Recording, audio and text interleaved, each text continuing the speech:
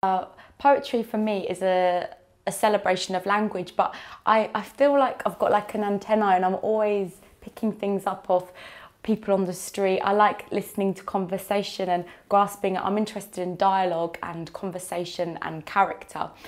Also storytelling. I think there's not enough of the imagination. I really think all the time we read the newspaper and we look on television and it's all depressing news or political news, and which is good and important and work, but it's really nice to just close off for a moment and let your mind go to a storyland where you can just be there for 20 minutes and have an adventure and feel like reading a book just live, like real theatrical. I'm also interested in the spontaneous aspect of poetry and how it can just move you from, transport you to another place, into somebody else's mind.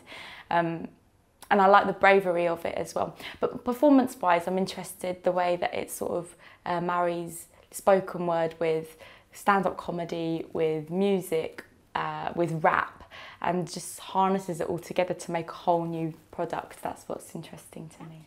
The only one to bury my bones, you bury my bones and clean my home. When I am warm, you make me swarm. You warm my bones, you warm my bones, you warm my bones, you do. Well, because my practice as a poet is towards audiences, live audiences. I'm very interested in that connection between my work, but also I use my work to connect to a live audience, and I'm also very interested in identity.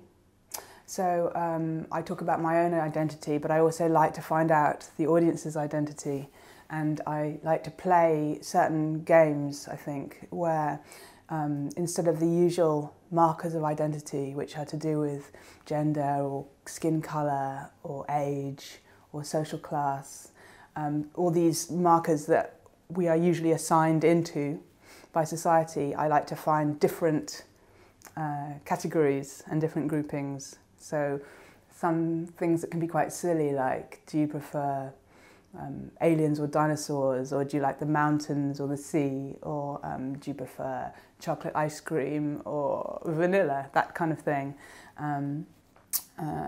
to what makes you scared, in what way are you free and what way are you not free. So I like to ask these kind of questions to the audience and explore that.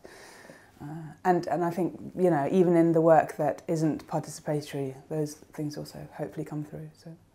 Somos una organización que se ocupa de relaciones culturales, esto es lo que hacemos. Nuestro interés es traer gente del Reino Unido, que sean conocidos aquí, porque lo que nos interesa es propiamente eso, la creatividad que hay en el Reino Unido, para que se vea aquí, pero que también ellos puedan participar de la creatividad que hay aquí.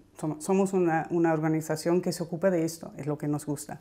Entonces, considerando que Kosmopolis es un festival literario tan bueno y tiene mucha gente, nos pareció una ocasión excelente para traer gente que podía hacer ver la diversidad de lo que hay ahora en este momento en la escena británica de performance poetry.